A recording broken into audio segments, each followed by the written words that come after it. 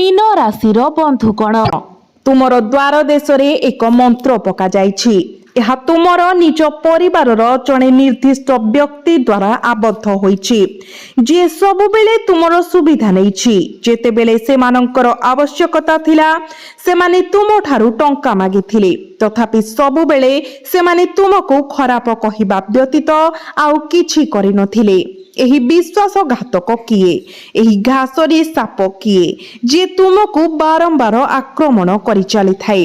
केतेबेले तुमे एपरि अनुभव करो जेपरि संपर्कीय एवं रक्त संपर्क थिबा सत्वे तुमर प्रकृतरे निजर बोली केही नाहंती। केतेबेले तुमे एही भावना द्वारा प्रभावित हुआ जे तुमे एही दुनिया रे संपूर्ण एका, कारण तुमे भल भाबरे जान जे तुमर संपर्कीय माने तुम उपरे केते अन्याय करिसंती। जेतेबेले तुमको सेमानंकर सबुठारु अधिक आवश्यकता थिला सेमाने तुमर गुरुत्वपूर्ण कार्यक्रम रे जोग देइ नथिले। जेतेबेले तुमे आर्थिक संकट रे थिलो सेतेबेले जणे भी व्यक्ति साहाय्य करि नथिले। सेमाने तुमर सबुठारु अंधकारमय समयर सम्मुखीन हेबा पई तुमको एका परित्याग करिथिले। एही प्रकारर निकटस्थ लोक तुम पाखरे अछंती तथापि जेतेबेले तुमे अन्य लोकंक परिवार को देख सेमाने केते समन्वय रे एकाठी रहुछंती, हसुछंती एवं जीवन को उपभोग करूछंती सेतेबेले तुमर हृदय ईर्षारे कष्ट पाए एवं तुमे सर्वशक्तिमान को पचार, हे भगवान, हे परमेश्वर, आपण मते भल संपर्कीय सहित कहीं आशीर्वाद कले नहीं। तथापि गोटे कथा मने रखंतु, एही दुनिया रे अन्य केही तुम सहित ठिया हुअंतु कि नहीं। सर्वशक्तिमान ईश्वर सर्वदा तुम सहित अछंती। से जानती जे तुमर हृदय पवित्र, तुमे केबे कहार क्षति करिनाह किंबा तुमे केबे अन्य आत्मा प्रति खराब चिंताधारा पोषण करिनाह। प्रकृत रे तुमे जो माने तुम प्रति अन्याय करिसंती सेमानंकर मध्य मंगल कामना कर। एहा दर्शाए जे तुमर हृदय प्रकृत रे केते महान। तुमे अपार दानशील एवं बड़ हृदयर व्यक्ति। ठीक एही कारणरू आज एही भिडियोटी तुम सम्मुखरे देखा जाइछि, कारण तुमर द्वारबंध बांधिथिबा मंत्र भांगिबाकू जाउछि। आसंतु आमे तुम सहित एक गुरुत्वपूर्ण अंतर्दृष्टि कहिबाकू जाउछु। तुमर घरर मुख्य प्रवेश द्वारबंध जहाकू चौखट बोली कुहा जाए तुमर परिवार मध्यरे गभीर महत्व रखे। सरल भाषा रे कहिबाकू गले तुमे एही सीमा को जेते सफा एवं निर्मल रखिब, जेते अधिक जत्न सहकारे तुमे एहाकू झाड़ू पोछा करिब, तुमर घर भितरे समृद्धि सेते अद्भुति पाइब। विपरीत रे एही द्वारबंध किंबा सीमा जेते मैला हेबो, केही जणे आपणक घरे मंत्र पकाइथिबे किंबा आध्यात्मिक अवरोध एक बंधन लगाइथिबे, फलस्वरूप आपणक घरे दारिद्र्य एवं अभाव प्रवेश करने आरंभ करिब। आपण हुए तो एही सत्य को एपर्यंत ग्रहण करने को इच्छुक नथिबे, तथापि जेतेबेले गुरुजी आपण को प्रकाश करने को जाउथिबा वास्तवता सुनिबे एहा आपणकर मेरुदंड रे कंपन सृष्टि करिब। कारण आमे प्रायतः विश्वास करू जे आमर केवल दुर्भाग्य अछि, भाग्य आमर सपक्ष रे नाही। आमे चारि पाखरे देखू एवं आम बयसर लोकों को देखू जो माने बहुत उच्चता को उठिछंती। जेतेबेले आमे ठीक से ही स्थान रे फसी रही थाउ आमे निजको कहू जे दोष आमर होई पारिबो नाही, कारण आमे अक्लांत परिश्रम करूछु। आमे अनुभव करू जे भाग्य आमको सहाय करिबाको चाहुची, तथापि जणे शत्रु अछि, जणे एते विपज्जनक जे आम घरर मुख्य सीमा उपरे विशेष भावरे एक आध्यात्मिक अवरोध पकाइछि। एबे निजे एही विषय रे चिंता करिबा पई एक मुहूर्त नियो। जेतेबेले धनर देवी माता लक्ष्मी तुम घरे प्रवेश करती से तुमर मुख्य प्रवेश द्वार दे यह करती, अर्थात तांकु तुमर द्वार दे पाद देबाकू पड़िबो।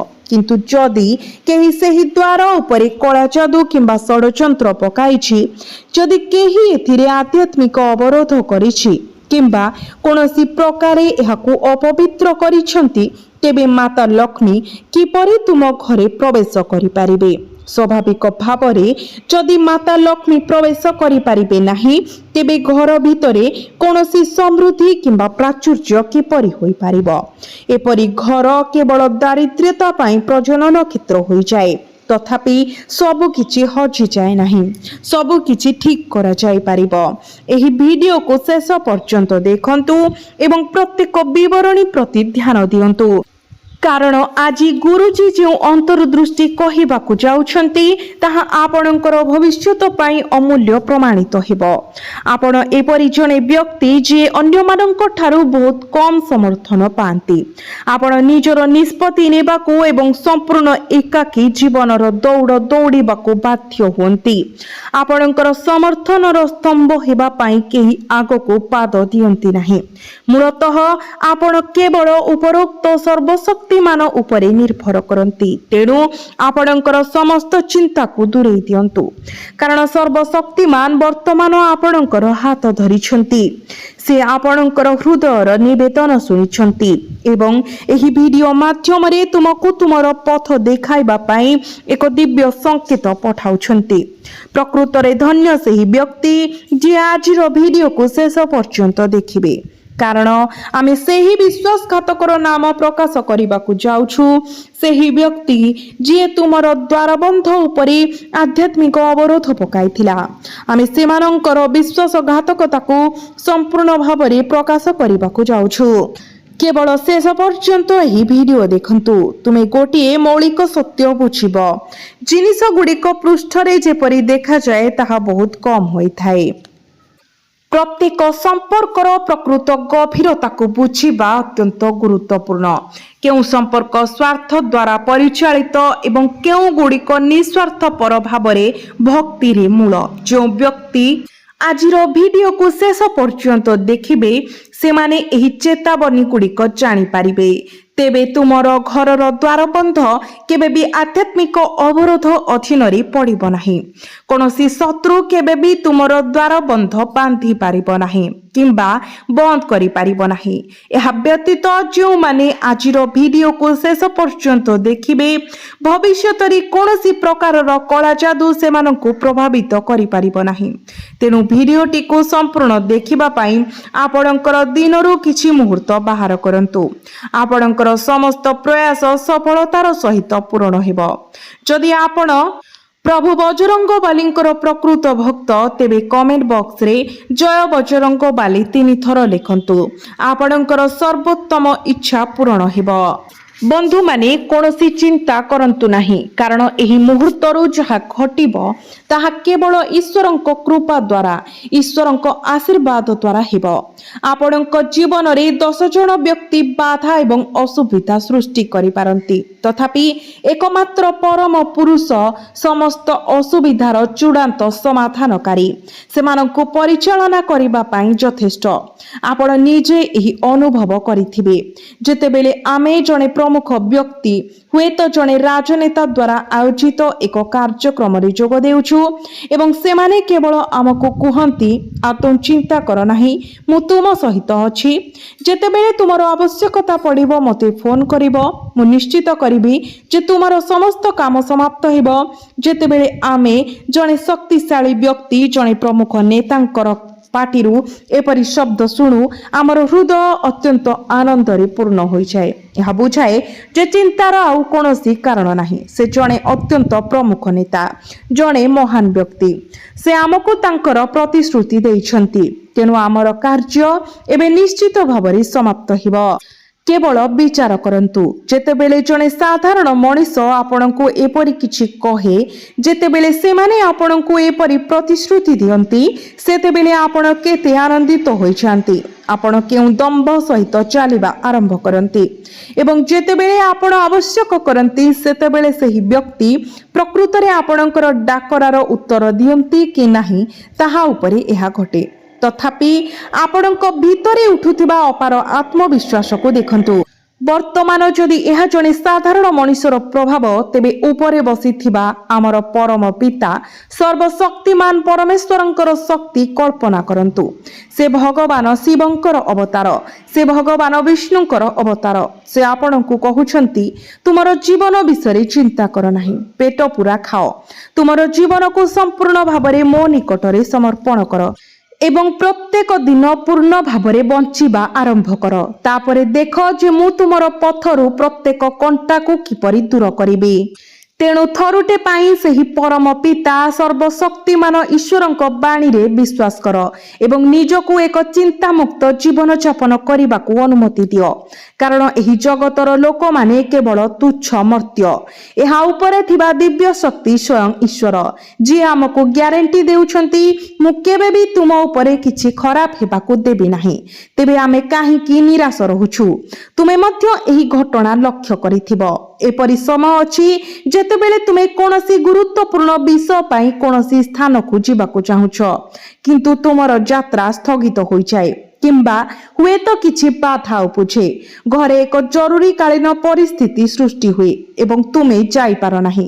ଫଳସ୍ୱରୂପ ତୁମେ ନିରାଶ ଅନୁଭବ କର। ଭାବ, ମୋର ପ୍ରକୃତରେ ସେଠାକୁ ଯିବା ଆବଶ୍ୟକ ଥିଲା, ମୋର ଉପସ୍ଥିତି ଅତ୍ୟାବଶ୍ୟକ ଥିଲା, ତଥାପି ମୁଁ ଯାଇପାରିଲି ନାହିଁ। ଅନ୍ୟ ସମୟରେ ତୁମର ସ୍ୱାସ୍ଥ୍ୟ ଉତ୍କୃଷ୍ଟ ହୋଇପାରେ, କେବଳ ସତର୍କତା ବିନା ହଠାତ୍ ଖରାପ ହୋଇଯାଏ। ଆମେ ସମସ୍ତ ସମ୍ଭାବ୍ୟ ପ୍ରତିକାର ଚେଷ୍ଟା କରୁ, ଅଗଣିତ ପ୍ରୟାସ କରୁ, ତଥାପି ଔଷଧ ଏବଂ ବଟିକା ଶରୀର ଉପରେ କୌଣସି ପ୍ରଭାବ ପକାଇନଥାଏ। ଏପରି ଘଟଣା ଲୋକଙ୍କ ସହିତ ବହୁତ ଥର ଘଟେ। ଏକ କାର୍ଯ୍ୟ ଯାହା ସଫଳ ହେବା ନିଶ୍ଚିତ ମନେ ହେଉଥିଲା, ତାହା ଶେଷ ମୁହୂର୍ତ୍ତରେ ଭାଙ୍ଗିଯାଏ। ଏକାଦଶ ଘଣ୍ଟାରେ ଏକ ବିବାହ ସମ୍ପର୍କ ଭାଙ୍ଗିଯାଏ ଏବଂ ପ୍ରତ୍ୟେକ ଦିଗରୁ ସମସ୍ୟା ବ୍ୟକ୍ତିକୁ ଘେରି ରହିବା ଆରମ୍ଭ କରେ। ଏହା କାହିଁକି ଘଟେ? ତେଣୁ ବହୁତ ଧ୍ୟାନ ଦେଇ ଶୁଣନ୍ତୁ। ଏହା ସେହି ବ୍ୟକ୍ତିଙ୍କ ହେତୁ ଘଟେ ଯିଏ ଆମର ଖୁସିକୁ ଦେଖିପାରନ୍ତି ନାହିଁ, ସେହି ବ୍ୟକ୍ତି ଯିଏ ଆମକୁ ହସୁଥିବାର ଦେଖିପାରନ୍ତି ନାହିଁ, ଯିଏ ପ୍ରକୃତରେ ଆମର ନିଜର, ଏପରି ଜଣେ ଯାହାକୁ ଆମେ ପରିବାର ବୋଲି ଭାବୁ, କିନ୍ତୁ ଯିଏ ଗଭୀର ଭାବରେ ଆମକୁ ତାଙ୍କର ବୋଲି ଭାବନ୍ତି ନାହିଁ। ଏପରି ଜଣେ ବ୍ୟକ୍ତି ଚୁପଚାପ ଆପଣଙ୍କ ଘରେ ପ୍ରବେଶ କରେ ଏବଂ ଆପଣଙ୍କର ଦ୍ୱାରବନ୍ଧ ଉପରେ ଏକ ମନ୍ତ୍ର ପକାଇଥାଏ। ଏହି ବନ୍ଧନ କାର୍ଯ୍ୟକାରୀ ହେବା ମାତ୍ରେ ଆପଣଙ୍କର ଖରାପ ଦିନ ଆରମ୍ଭ ହୁଏ। ଆପଣଙ୍କର ଘରେ ନିରନ୍ତର ଝଗଡ଼ା ଏବଂ ବିବାଦରେ ପରିପୂର୍ଣ୍ଣ ହୋଇଯାଏ। ପରିବାର ସଦସ୍ୟମାନେ ପରସ୍ପର ପ୍ରତି ସମସ୍ତ ସମ୍ମାନ ହରାଇ ଦିଅନ୍ତି, ପରସ୍ପର ପ୍ରତି ଅପମାନଜନକ ଏବଂ ଅର୍ଥହୀନ ଶବ୍ଦ କୁହନ୍ତି, ଯାହା ଫଳରେ ସମ୍ପର୍କ ସମ୍ପୂର୍ଣ୍ଣ ଭାଙ୍ଗିଯାଏ। ଏହି ବନ୍ଧନ ଗୁଡ଼ିକ ଫିକା ପଡ଼ିଯାଏ ଏବଂ ପରିସ୍ଥିତି ପ୍ରାୟତଃ ପରିବାର ବିଭାଜନର ଧାରକୁ ଉଠୁଥାଏ। କେତେକ ସମୟରେ ପତି ପତ୍ନୀଙ୍କ ମଧ୍ୟରେ ଦ୍ୱନ୍ଦ୍ୱ ସୃଷ୍ଟି ହୁଏ।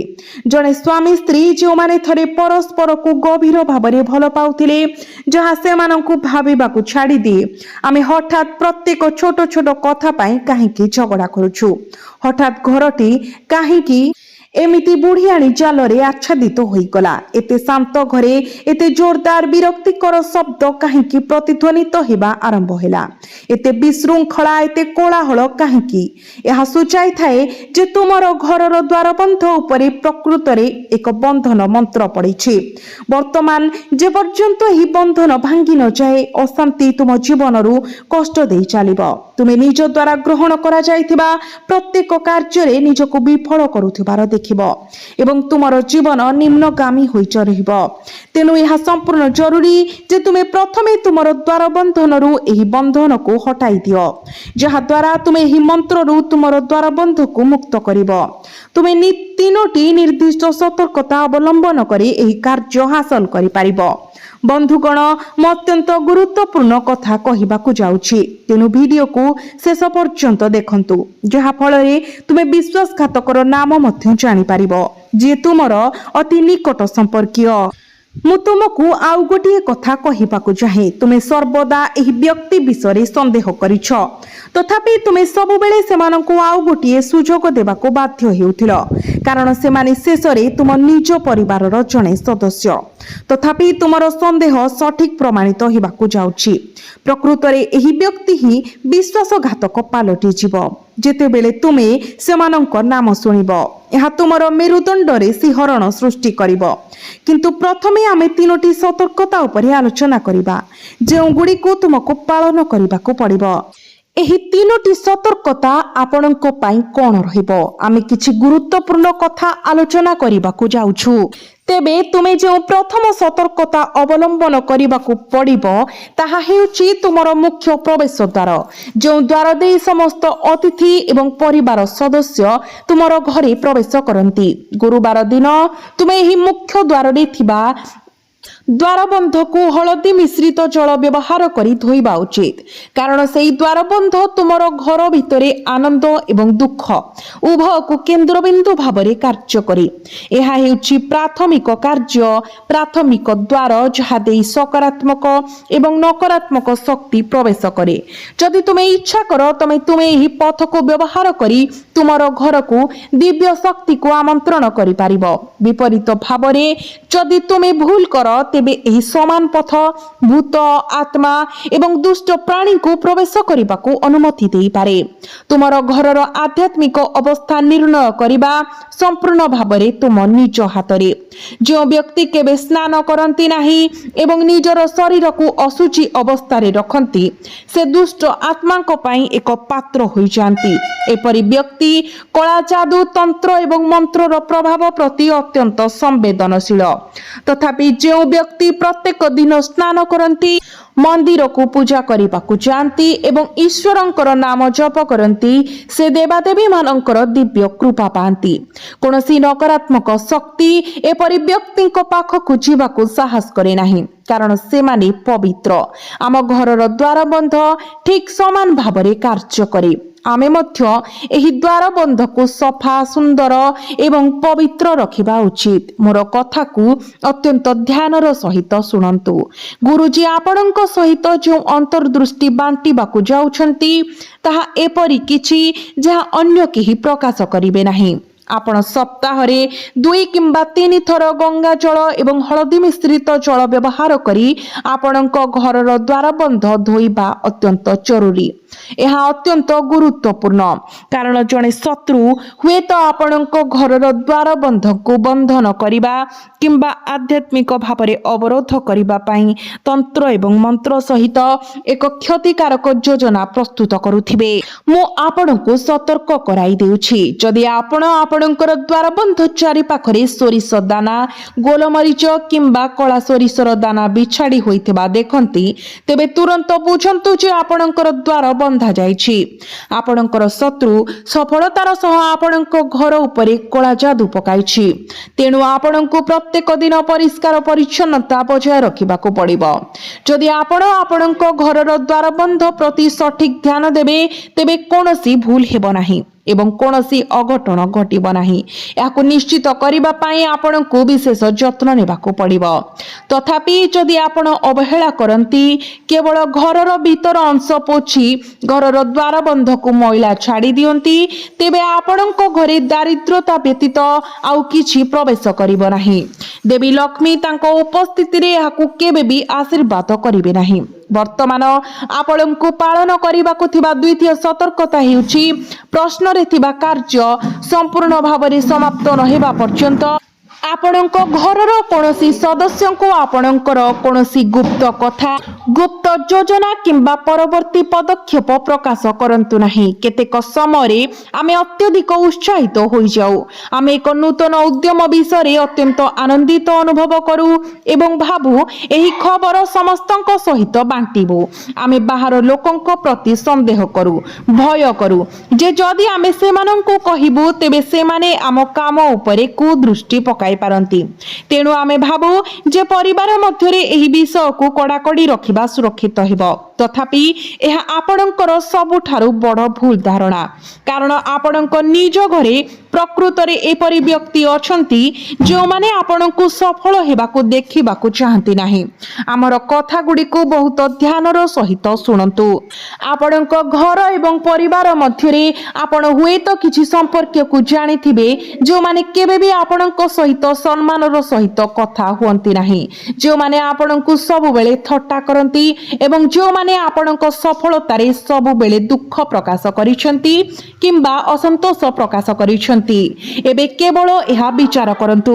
एपरी जड़े व्यक्ति जड़े विरोधी प्रकृत रे आपणक निज परिवार रे उपस्थित अछंती एवं आमे सेवानंकर नाम प्रकाश करने को जाउछु। जेतेबेले आपण नाम सुनिबे यह आपणक मेरुदंड रे सिंहरण सृष्टि करि पारे, किंतु आपणक सत्यर सम्मुखीन हेबाकू पड़िबो। आमे केते दिन पर्यंत भारी हृदय रे अन्याय सह्य करि पारिबो। तो गुरुजी शत्रुर नाम प्रकाश करने को जाउछंती। से पुरुष हेउ कि महिला आपण केवल शेष पर्यंत वीडियो देखिले यह जानि पारिबे। किंतु वर्तमान द्वितीय सतर्कता जहाँ गुरुजी आपण को जणाइबा को चाहुछंती, तो भूले मध्य आपणक परिवारर कोनोसी सदस्य को आपणकर योजना प्रकाश करंतु नाही। वर्तमानर समय एपरी जे बाहर लोक माने आपण को समर्थन प्रदान करि पारंती, किंतु आपणक निज परिवारर सदस्य माने ताहा करिवे नाही। एवं एते बड़ परिवारर हेबा सत्वे जेतेबेले आपणकर आवश्यकता समय रे केही सहाय्य करबाको आगे आसंती नाही, एहा गभीर जंत्रणार कारण हुए। तथापि एहा तुमर हृदय को दुर्बल हेबाको देबार समय नुहे, बरं एहाकु दृढ़ करिबार समय। कारण तुमे निजे मध्य महान जिनिस हासिल करबाकू सक्षम, कारण ईश्वरीय उपस्थिति निजे तुम पाखरे ठिया होइछि। जो मानकर केही नाहंती सेमानंक पई ईश्वर सर्वदा सेठारे अछंती। एही चिंताधारा को मने रखी तुमर कर्तव्य संपूर्ण हृदयर सहित कर। तुमर सफलता को समस्तंक निकटरे प्रसारण कर नाही, निजर बाजा निजे बजाओ नाही। तुमर सफलतार विशालता किंबा तुम पाखरे थिबा संपत्ति देखि लोक माने आश्चर्य हेबे बोली भाबिबार फासरे पड़ नाही। केही तुम प्रति भल चिंता रखिबे नाही, बरं समस्ते आश्चर्य हेबे जे तुमे एते उच्च को किपरि पहुंचिलो एवं से माने गुप्त भाबरे तुमर पतन पाई इच्छा करिवे। जदि तुमे टिके अतिरिक्त टंका रोजगार कर निज उपरे खर्च करी किंबा हुए तो नूतन स्थान को यात्रा करी लोक माने अनिवार्य भाबरे फुसफुस करी कहिबे एपरि मने हेउछि जे से अवैध कार्यकलाप जड़ित। यह ही एकमात्र उपाय जहा द्वारा से एते शीघ्र एते संपत्ति संग्रह करि पारि थान्ते। रास्तारे तुमर पाद को बिंधुथिबा कंटा गुडी को केही लक्ष्य करिवे नाही, से माने केवल तुमे पहुंचिथिबा गंतव्य स्थल देखिबे। सेठारे पहुंचिबा पई तुमे सह्य करिथिबा संघर्ष जानिबाकू केही चिंता करिवे नाही। से माने केवल जानिबाकू चाहिबे जे तुमे केते टंका अर्जन करिछ, केते रोजगार करिछ एवं वर्तमान तुमे केते रोजगार करुछ। लोकंकर स्वार्थपरता एहिपरि आधुनिक जुगर कठोर वास्तवता। तथापि आमे वर्तमान तुमको सेही विश्वासघातकर नाम प्रकाश करबाकू जाउछु एवं एक निर्दिष्ट प्रतिकार मध्य कहिबाकू जाउछु। तेणु तुमे एही वीडियो को शेष पर्यंत देख, तेबे तुमर उद्देश्य 100% निश्चित भाବରେ पूर्ण हेबो। प्रथमे आसंतु आमे सही विश्वासघातक को चिन्हट करिबा जे तुमर परिवार द्वार बंध उपरे एक आध्यात्मिक अवरोध पकाइछि। सेमानंकर नाम इंग्राजी अक्षर आर रु आरंभ हुए। तुमे एही व्यक्ति प्रति अत्यंत सतर्क रहिबाकू पड़िबो, कारण एही समय दया को पुरस्कृत करिबार समय नुहे। तथापि तुमर एक प्रकृति अछि जहा समस्तंक पई मंगल करिबाकू चेष्टा करे। केतेक समय रे हमर दयापूर्ण कार्य हमर क्षति पहुंचाई पारे। सेमानंक ठारू दूरता रखंतु, सतर्क रुहंतु। एहा करिबा आपणक भविष्यत पाई एवं आगामी शुभ समय पाई अत्यंत लाभदायक साब्यस्त हेबो। किछि गुरुत्वपूर्ण प्रतिकार विषय आलोचना करिबार समय आसीछि। जदि आपण प्रभु बजरंग बाली को समर्पित एक निर्दिष्ट पूजा करंती, तेबे आपणक घरर द्वारबंध चारि पाखरे एक सुरक्षा कवच प्रतिष्ठित हेबो। फलस्वरूप केवल दिव्य एवं स्वर्गीय शक्ति सेही द्वारबंध पार करी तुमर आवासरी प्रवेश करि पारिबे। समस्त नकारात्मक शक्ति, भूत, प्रेत, आत्मा एवं प्रतिबंधक तुमर घर बाहर कठिन भाବରେ रहिबो। किंतु एही प्रतिकार कोन तुमे जानिबा उचित। एहा शत्रु मानक उपरे विजय सुनिश्चित करे। प्रकृत रे तुमको बजरंग बालींकर उद्देश्य रे समर्पित कोटिए निर्दिष्ट पूजा करिबाको पड़िबो। प्रत्येक मंगलवार दिन एवं शनिवार दिन तुमको हनुमान मंदिर को जीवाको पड़िबो। प्रभु हनुमान को राशि तेल किंबा चमेली तेल अर्पण कर एवं सिंदूर अर्पण कर।